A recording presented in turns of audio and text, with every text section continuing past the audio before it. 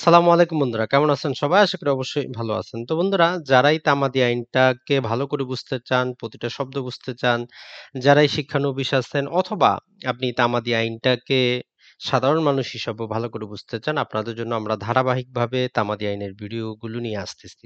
Already আমরা ৩টি video upload করেছি। আপনি জাস্ট সেই ভিডিওগুলো দেখে নিবেন, তাহলে তামাদি আইনের বেসিক অনেক কনসেপ্ট আপনার ক্লিয়ার হয়ে যাবে। তো আজকের এই ভিডিওতে আমরা যেটি করব সেটি হচ্ছে, আপনাদের অনেকেরই রিকোয়েস্ট ছিল যে যাতে আমরা বই থেকে দেখে আপনাদেরকে পড়াই। তাহলে যেটি হবে সেটি হচ্ছে যে আপনারা বইয়ে যেটা লিখা আছে, যেটা আমি বলতেছি একই সাথে বুঝতে পারবেন। তো মনে রাখবেন, তামাদি আইনটা মূল যেটা আইন এটা ইংলিশেই লিখিত। তো এইজন্য আপনাকে বাংলার পাশাপাশি ইংলিশ যে শব্দচয়ন সেটা অবশ্যই শিখতে হবে, অবশ্যই জানতে হবে, অবশ্যই বুঝতে হবে। তাহলে কখনোই এটা যদি আপনি না করেন, ইংলিশটা যদি না পড়েন, কখনোই আপনি বুঝবেন না, এতটুকু বলতে পারবো। তো আপনারা ১ম এই যেটি দেখতে পারতেছেন যে এখানে লিখাই আছে স্পষ্ট clear cut, the limitation act বা তামাদি আইন। এই পর্যন্ত আমরা বুঝলাম, এটি আমরা আগেও বলেছি। এখানে আর বলার কিছুই নেই। তারপরে নিচের দিকে আরেকটু শব্দ দিয়ে লিখা আছে যে অ্যাক্ট নাম্বার হচ্ছে ৯ নাম্বার আইন ২০০৮ সালের। তো আপনাদের ১ম এই প্রশ্ন আসতে পারে যে এখানে ২০০৮ সালের ৯ নাম্বার আইন বলতে কি বোঝাচ্ছে? তো এটি যারা ১ম এ যেটি বুঝায় সেটি হচ্ছে যে ১৯০৮ সালে যতগুলো আইন নিয়ে আসা হয়েছে তার মধ্যে এটি হচ্ছে ৯ নাম্বার আইন। এর আগে আরো ৮ টি আইন পাস করা হয়েছে। এটি হচ্ছে ৯ নাম্বার। এরপরে হয়তো থাকতে পারে, নাও থাকতে পারে। তাহলে আমরা ১ম এই দেখলাম যে এটি হচ্ছে লিমিটেশন অ্যাক্ট, অর্থাৎ বাংলা আমরা বলতেছি তামাদি আইন ১৯০৮, আর এটি হচ্ছে ১৯০৮ সালের ৯ নাম্বার আইন। তো এক্ষেত্রে আপনারা আরো একটি জিনিস ভালো করে লক্ষ্য করবেন, যারা বিভিন্ন পরীক্ষায় অংশগ্রহণ করতে চান। এক্ষেত্রে কিন্তু একটি তারিখ দেওয়া আছে যে 7th অগাস্ট ১৯০৮। এটিও আপনাদের জন্য গুরুত্বপূর্ণ।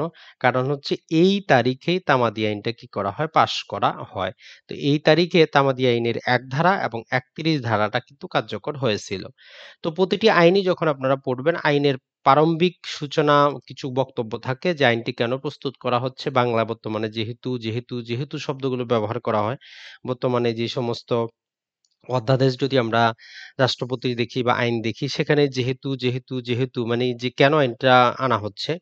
তো তামাদি আইনটা কেন প্রস্তুত করা হচ্ছে? সর্বপ্রথম সেই কথাটি এখানে বিশ্লেষণ করা হচ্ছে যে অ্যান অ্যাক্ট কনসোলিডিয়েট, এর সহজ যে বাংলা, এখানে যদিও একটা দেওয়া আছে যে দেওয়ানি মামলার মেয়াদ সম্পর্কিত আইন একীভূতকরণ। তো এই কনসোলিডিয়েট শব্দের অর্থ আমরা অনেক কিছু করতে পারি, যে কতগুলো জিনিসকে একসাথে করা, কতগুলো জিনিসকে একসাথে করে খুবই মজবুত আকারে তৈরি করা, খুব দৃঢ় তৈরি করা, স্ট্রং একটি জিনিস প্রস্তুত করা। এই নানা প্রকার অর্থে কনসোলিডিয়েট শব্দটি ব্যবহৃত হয়। অ্যান্ড এটা ছাড়া আরো যে শব্দগুলো আছে এগুলো তো আমরা বুঝি, এগুলো অতটা গুরুত্বপূর্ণ না। এখানে বলা হচ্ছে যে এটি হচ্ছে যে অনেকগুলো আইনকে একত্রীকরণ এবং সংশোধনের জন্য। আর এগুলো হচ্ছে দ্য লিমিটেশন অফ সুট। একটি কথা মনে রাখবেন, এটি সবচেয়ে বেশি গুরুত্বপূর্ণ। এই তামাদি আইনটা কিসের জন্য আনা হয়েছে? প্রধানত সুট, এবং পরে লেখা আছে যে and for the other purpose. তাহলে আমরা বলতে পারি তামাদি আইনের প্রিয়ম্বল থেকে আমরা এতটুকু বলবো, তামাদি আইনটা আনাই হয়েছে যে দেওয়ানি মামলার জন্য, অর্থাৎ সুটের জন্য এবং অন্যান্য উদ্দেশ্যে। তারপরে আরো কিছু শব্দ লিখা আছে। এখান থেকে যদি আমরা দেখতে পারি যে তারা যে কথাগুলো বলতে চাচ্ছে, সেখান থেকে আমাদের যে বুঝার জিনিসটি হলো সেটি হচ্ছে যে এখানে বলা হচ্ছে যে এটা হচ্ছে suit, appeal and certain application, এই ৩ টার ক্ষেত্রে প্রযোজ্য হবে। আর এর সাথে তামাদি আইনের ক্ষেত্রে তারা আরো যেটি বলতেছে যে তামাদি আইনটা আমরা এজন্য আনলাম, কি জন্য? যে acquiring by the possession of ownership, অর্থাৎ দখলের ভিত্তিতে মালিকানা যে কিভাবে আপনি অর্জন করবেন সে সম্পর্কে আনা হয়েছে। এবং আরো যেটি আমরা বলবো সেটা বলা হচ্ছে ইজমেন্ট এবং আদার প্রপার্টি। তো যদিও আমরা আগে থেকেই জানি তামাদি আইনটাকে আমরা একটা প্রসিডিউরাল ল বা পদ্ধতিগত আইন বলি, কিন্তু বাস্তব অর্থে এই তামাদি আইনের যদি প্রিএম্বলটা আমরা একটু ভালো করে যদি পড়ি, সেক্ষেত্রে আমাদেরকে যেটি বলতেছে যে না, তামাদি আইন শুধু আপনাকে প্রসেসটা শিখিয়ে দিবে না, তামাদি আইন যেটা করবে আপনাকে দখলের ভিত্তিতে ওনারশিপটাও কিভাবে নিবে সেটাও আপনাকে জানিয়ে দিবে। তার মানে আমরা ওভারঅল বলব তামাদি আইন হচ্ছে একটি হাইব্রিড বা মিশ্র আইন। তারপরেও যেটি সেটি হচ্ছে, যেহেতু বাংলাদেশের বার কাউন্সিল সহ নানা প্রকার পরীক্ষা এবং বিভিন্ন গাইডে আপনারা পদ্ধতিগত বা প্রসিডিওর শব্দটি পান, সেটিকে আপনাদের ক্লিক করা উচিত, যেহেতু এটা ভুলভাবে উপস্থাপিত হচ্ছে। তো এর বাংলাটা হয়তো আপনারা পড়ে নিতে পারেন। বাংলা বলতেছে যে দেওয়ানি মামলার মেয়াদ সম্পর্কিত আইন একীভূত ও সংশোধন করণার্থে এবং অন্যান্য উদ্দেশ্যে প্রণীত আইন। তারপরে বলা হচ্ছে যেহেতু দেওয়ানি মামলা, আপিল এবং কতিপয় দরখাস্ত আদালতে দাখিলের মেয়াদ সম্পর্কিত আইন একীভূত ও সংশোধন করা সমীচীন ও প্রয়োজন, এজন্য আইনটা নিয়ে আসা হয়েছে। তারপর আবার বলা হচ্ছে এবং যেহেতু দখলের মাধ্যমে ব্যবহার সত্ত্বের এবং অন্যান্য সম্পত্তির অধিকার অর্জন সম্পর্কে ও বিধি প্রণয়ন সমীচীন, সেহেতু এই আইনটি প্রস্তুত করা হলো। তার মানে এখান থেকে আপনারা ক্লিয়ার কাট বুঝতে পারলেন তামাদি আইন কখনোই পদ্ধতিগত আইন হতে পারে না। পদ্ধতিগত আইন হতো যদি এই শব্দগুলো নিচেরগুলো না থাকতো। যাক, এটি ছিল আমাদের প্রিএম্বল বা প্রিফেস আমরা যেটাই বলি। এখন আমরা চলে আসি মূল আইনে। তো মূল আইনটা যদি আপনারা পড়েন অবশ্যই ইংলিশে পড়বেন। এখানে আমাদেরকে যেটি বলা হচ্ছে প্রথমেই, যেটি হচ্ছে পার্ট 1। তামাদি আইনে মনে রাখবেন ৫ টি পার্ট আছে। আর এটি হচ্ছে পার্ট 1। এখানে প্রাথমিক বিষয় আলোচনা করা হয়েছে সেকশন 1 এবং সেকশন 2 এর অন্তর্ভুক্ত।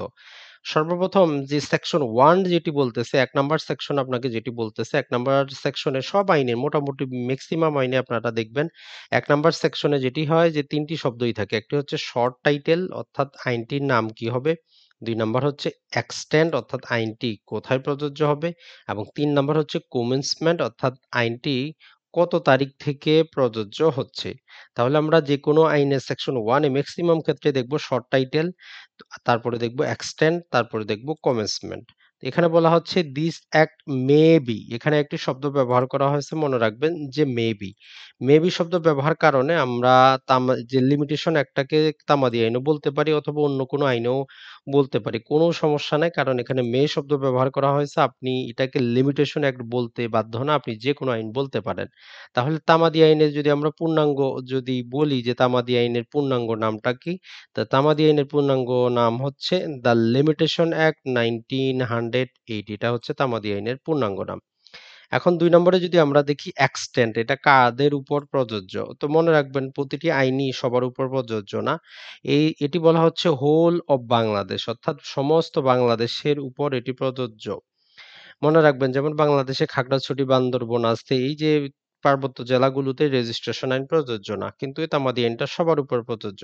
আবার কিছু, কিছু আইন আছে যেমন মুসলিম ম্যারেজ অ্যান্ড ডিভোর্স অ্যাক্ট, যেটি হয় সেটি হচ্ছে শুধুমাত্র মুসলিমদের জন্য প্রযোজ্য।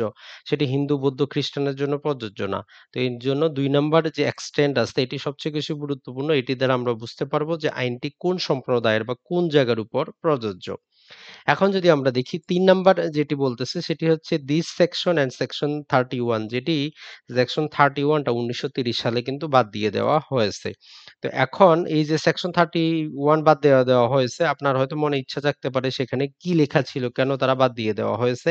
আইনের ছাত্র হিসেবে আপনার মনের মধ্যে এটা কিন্তু ইচ্ছা জাগার অবশ্যই ইচ্ছা জাগতে হবে। তাহলে আইন বুঝতে পারবেন আপনি যে যেহেতু তামাদি আইনে ৩২ টা ধারা ছিল, যেই ধারাগুলো বাদ দেওয়া হয়েছে ৩২, ৩১, ৩০, সেগুলোতে কি ছিল? কত সালে বাদ দেওয়া হয়েছে? কেনই বা বাদ দেওয়া হয়েছে? এইগুলো কিন্তু আপনার মনে প্রশ্ন আসতে হবে। তো তাহলে তারা যেটি বলতেছে দিস সেকশন অ্যান্ড সেকশন 31 অর্থাৎ ১ নাম্বার এবং ৩১ number come into force at once। at once বলতে বোঝায় যে এটা আজ থেকেই কার্যকর হয়ে যাচ্ছে, অর্থাৎ যেদিন থেকে, কবে থেকে? আমরা এখানে দেখলাম ৭ই অগাস্ট ১৯০৮। আর তারপরে তারা যেটি বলতেছে সেটি হচ্ছে বাকি যেটা সেটা আসবে ফার্স্ট ডে অফ জানুয়ারি ১৯০৯ অর্থাৎ ১৯০৯ সালের জানুয়ারিতে। তাহলে এই যে ১ নাম্বার সেকশন থেকে আমরা যেটা বলব, ১ নাম্বার সেকশন থেকে আপনাদের জন্য গুরুত্বপূর্ণ হচ্ছে তামাদি আইনটা কবে থেকে কার্যকর হয়? এটা হচ্ছে ১৯০৯ সালের জানুয়ারির ১ তারিখ থেকে। তামাদি আইনটা সমগ্র বাংলাদেশে কি প্রযোজ্য? জি, অবশ্যই সমগ্র বাংলাদেশে প্রযোজ্য। তামাদি আইনের সেকশন 1 এবং সেকশন 31 কত তারিখে কার্যকর হয়? এটা আমরা বলব যে এটা হচ্ছে ৭ই অগাস্ট ১৯০৮ সালে কার্যকর হয়। এই জিনিসগুলো আমাদেরকে মনে রাখতে হবে। তাহলে শর্ট টাইটেলে আইনটির আমরা নাম জানবো। এক্সটেন্ডে আইনটি কোথায় কার জন্য প্রযোজ্য এটি জানবো। এখন আসি আমরা কুমেন্সমেন্ট, যে আসলে কুমেন্সমেন্ট দ্বারা কি বুঝায়।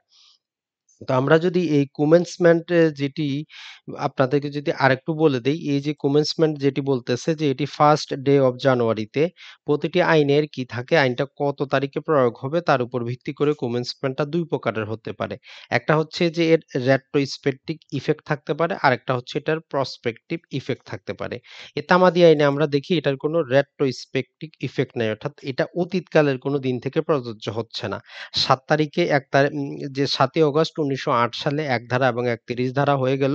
এটা হচ্ছে এর প্রসপেকটিভ ইফেক্ট অর্থাৎ আজকে থেকে। আর বাকিটা প্রযোজ্য হচ্ছে তার জানুয়ারির ১ তারিখে ১৯১৯ সালে ১৯০৯ সালে। তাহলে এটি হচ্ছে প্রসপেকটিভ।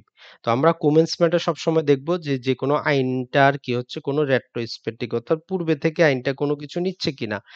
এজন্যই এই আমাদের জন্য কমেন্সমেন্টটা সবচেয়ে বেশি গুরুত্বপূর্ণ। এখন যদি আমরা চলে আসি যে ২ নাম্বার সেকশনে যদি আমরা চলে আসি যেটি আমাদের জন্য গুরুত্বপূর্ণ সেকশন 2। সেকশন 2 পড়ার আগে এর আগের ভিডিওতে আমরা বলেছি যখন সেকশন 2 এ মেক্সিমাম আইনে মোটামুটি ডেফিনিশন দেওয়া থাকে কিছু ব্যতিক্রম ছাড়া। মনে রাখবেন প্রতিটি আইনের মধ্যে আইনে যে শব্দগুলো ব্যবহার করা হয়েছে সেগুলো কোন অর্থে নেওয়া যাবে সেটা সে আইনের ডেফিনিশনে লিখা থাকে। যদি লিখা না থাকে সেক্ষেত্রে আমাদেরকে জেনারেল ক্লজেস অ্যাক্ট 1897 দেখতে হয়। তো এক্ষেত্রে আমরা পূর্বে আপনাদেরকে বলেছি যখনই ইনক্লুডস বুঝাবে, ইনক্লুডস দ্বারা আপনি বুঝবেন যে এখানে কিছু শব্দের অর্থ বোঝাচ্ছে। এটা ছাড়াও যদি অন্য কোনো আইনে অর্থ থাকে সেটা আমরা নিতে পারবো। জেনারেল ক্লজেস অ্যাক্টে যদি কোনো সংজ্ঞা থাকে সেটাও আমরা নিতে পারবো। কিন্তু যদি কোনো ক্ষেত্রে যেটি মিনস বুঝায়, যেমন এখানে বলতেছে যে ফরেন কা কান্ট্রি মিনস এটা দ্বারা মিনস বলতে এখানে যেটা বুঝাবে যে বৈদেশিক দেশ বলতে কি বুঝায়? এখানে যেটা বলবে সেটা। এখানে বলতেছে যে আদার দ্যান বাংলাদেশ। বাংলাদেশের বাইরে যেটা আছে সেটাই হচ্ছে ফরেন কান্ট্রি। তাহলে মিনস দ্বারা বুঝলাম এখানেই যে আইনে এই সংজ্ঞার মধ্যে যেটা বুঝা যাবে সেটাই এই আইনের ক্ষেত্রে ব্যবহার করতে হবে। এর বাইরে আপনি কিন্তু কোথাও যেতে পারবেন না। এটা ছাড়া এই আইনে যদি আমরা আরো কিছু দেখি যে এই আইনে কিছু সংজ্ঞা দেওয়ার ক্ষেত্রে আমরা ১ম এই বললাম এই আইনটি প্রস্তুত করা হয়েছে সুট এজন্য এখন বলতেছে যে suit does not include appeal and application এই তামাদি আইনে বা অন্য কোনো আইনে কোথাও সুটের সংজ্ঞা দেওয়া হয় না যে আসলে সুট জিনিসটি কি আমরা বলতেছি সিভিল সুট এই সিভিল সুট জিনিসটি কি তো যাক বেসিক কথা আপনারা বুঝলেন যদি ইনক্লুড থাকে আপনারা অন্য অর্থ নিতে পারবেন যেগুলো আইনে আছে যদি মিনস থাকে সেক্ষেত্রে আপনি নিতে পারবেন না আর যদি সেম অ্যাজ লিখা থাকে সেম অ্যাজ দিয়ে একটা আইন লিখা থাকে তাহলে সেটা ওই আইনে যেটি সেটিই আপনাকে বুঝতে হবে যেমন নারী এবং শিশু নির্যাতন আইনে আমরা যদি রেপ বা ধর্ষণের সংজ্ঞা দেখি, এটা বলা হচ্ছে ১৮৬০ সালের যে দণ্ডবিধিতে যে সংজ্ঞা করা হয়েছে সেটিই বুঝে নিতে হবে। আপনি অন্য কোনো আইনের সংজ্ঞা এখানে আনতে পারবেন না। তো মনে রাখবেন সব আইনের ক্ষেত্রে কিছু, কিছু সংজ্ঞা যেখানে উল্লেখ করা থাকে না এজন্য আমরা জেনারেল ক্লজেস অ্যাক্ট 1897 ব্যবহার করি। যেমন যদি হি এবং সি আমরা জানি ছেলেদের ক্ষেত্রে হি, মেয়েদের ক্ষেত্রে সি ব্যবহার করা হয়। কিন্তু কোন বিচারক যদি ব্যবহার করেন যে একজন মহিলাকে মৃত্যুদণ্ড দিয়ে যদি উনি বলেন যে হি শুড বি হ্যাংড এখানে একজন ছেলের কথা বলা হচ্ছে। আপনি এটা বলতে পারবেন না। কারণ আইন বলতেছে জেনারেল ক্লজ অ্যাক্ট বলতেছে যে হি ইনক্লুড শি অর্থাৎ হি এবং শি একই ব্যক্তি এভাবেই বুঝতে হবে আপনাদেরকে। আর এখানে মোটামুটি আমরা যেটা বলব যারা দেওয়ানি মামলা করেন তাদের কিছু সংজ্ঞা দেওয়া আছে যে অ্যাপ্লিক্যান্ট কাকে বলবে তারপরে বলা হচ্ছে বিল অফ এক্সচেঞ্জ কাকে বলবে? এগুলো তো অতটা বুঝার কিছুই নেই। তারপরে বলা হচ্ছে বন্ড কাকে বলবে? ডিফেন্ডেন্ট কাকে বলবে? তারপরে বলা হচ্ছে যে প্লেনটিফ কাকে বলবে? আমরা যাকে সহজ বাংলায় বলি যে বাদী, দেওয়ানি মামলা যাকে যিনি করেন তাকে বাদী বলা হয়। বাদীর ইংলিশে হচ্ছে প্লেনটিফ আর যিনি এর বাদী যার বিরুদ্ধে করে বিবাদী তাকে বলা হয় ডিফেন্ডেন্ট। অর্থাৎ দেওয়ানি মামলায় প্লেনটিফ এবং ডিফেন্ডেন্ট এই ২ জনই থাকবেন। পরবর্তীতে যখন তাদের মামলাটা উপরের আদালতে আপিলে যাবে তখন সেখানে বলা হয় অ্যাপ্লিক্যান্ট অর্থাৎ যিনি মামলাটা উপরের আদালতে নিয়ে এসেছেন। এটা ছাড়াও আরো কিছু সংজ্ঞা দেওয়া আছে ওগুলো অতটা গুরুত্বপূর্ণ না আপনাদের জন্য জাস্ট আপনাদেরকে মেইন জিনিসটা আমরা বলে দিলাম যে ডেফিনেশনের ক্ষেত্রে আপনারা ইনক্লুড, আপনারা মিনস এবং সেম এস এই শব্দগুলো অবশ্যই বুঝে নিবেন। তো এখন আমরা যদি এর বিপরীতে ৩ নাম্বার সেকশনে আজকে আমরা যাব না। জাস্ট আপনাদেরকে বলে দিব যে ৩ নাম্বার সেকশনটা পড়ার আগে অবশ্যই আপনার কাছে যদি এই বই থাকে অবশ্যই বইটা ইংলিশে নিবেন। না হলে আপনারা নেট থেকে ডাউনলোড করে নিবেন। যেহেতু ৩ নাম্বার সেকশন পার্ট 2 এ এটা আমরা পৃথক একটা ভিডিওতে আলোচনা করব। তবে মনে রাখবেন ৩ নাম্বার সেকশনটা সবচেয়ে বেশি গুরুত্বপূর্ণ। ৩ নাম্বার সেকশনের প্রতিটা শব্দ জাস্ট আপনাদেরকে যদি আজকে একটু হিন্ট দিয়ে রাখি, একটা মনে রাখবেন, যারা ইংলিশে দুর্বল অথবা ইংলিশে যারা বুঝেন না, এই যে সেকশন 3 তে প্রতিটা শব্দ কিন্তু গুরুত্বপূর্ণ। যেখানে এখানে বলা হচ্ছে dismissal of suits, এটা বলার পর etcetera দেওয়া হয়েছে। তারপরে যেটি বলা হচ্ছে জাস্ট আপনাদেরকে যদি আমরা প্রতিটা শব্দই এখানে এত গুরুত্বপূর্ণ প্রতিটা শব্দ, এই শব্দগুলো যদি আপনি বুঝেন, should, institute, etcetera, আপনার পিরিয়ড অফ লিমিটেশন, তারপরে should এর পরে, appeal এর পরে, application এর পরে নানা প্রকার শব্দ ব্যবহার করা হয়েছে। এজন্য এই শব্দগুলো সবচেয়ে বেশি গুরুত্বপূর্ণ। এটা আমরা নেক্সট ভিডিওতে আলোচনা করব। তা আজকে ওভারঅল তামাদি আইনের যে ৪ নাম্বার ভিডিওতে আমরা আপনাদেরকে এটা বললাম, তামাদি আইন হচ্ছে ১৯০৮ সালের প্রণীত আইন, ৮ সালের ৯ নাম্বার আইন। এটিও সবচেয়ে গুরুত্বপূর্ণ। বারবার প্রশ্ন আসে যে তামাদি আইন ১৯০৮ সালের কয় নাম্বার আইন? এটা হচ্ছে ৯ নাম্বার আইন। মানে হচ্ছে এর আগে আরো ৮ টি আইন প্রস্তুত হয়েছে। এটি ৯ নাম্বার, এরপরে আরো কিন্তু আইন প্রস্তুত হয়েছে। তামাদি আইনের এক ধারা কখন কার্যকর হয়? ৭ই আগস্ট ১৯০৮ সালে। তামাদি আইন কখন কার্যকর হয়? আমরা বলব তামাদি আইন হচ্ছে 1 জানুয়ারি ১৯০৯ সালে তামাদি আইনটা প্রস্তুত হয়। তামাদি আইনের কোনো রেট্রোস্পেকটিভ ভ্যালু আছে কিনা, ইফেক্ট আছে কিনা, অর্থাৎ অতীতকাল থেকে প্রযোজ্য হচ্ছে কিনা, বিষয়টি হচ্ছে না। তামাদি আইন কোন পদ্ধতির আইন? যদিও বাস্তবতা হচ্ছে তামাদি হচ্ছে একটি মিশ্র বা হাইব্রিড আইন, কিন্তু বইগুলোতে যেহেতু এগুলো প্রসিডিউর বা পদ্ধতিগত আইন হিসাবে ব্যবহার করতেছে, তো তাই আমরা এটাকে পদ্ধতিগত আইন হিসেবে রাখবো।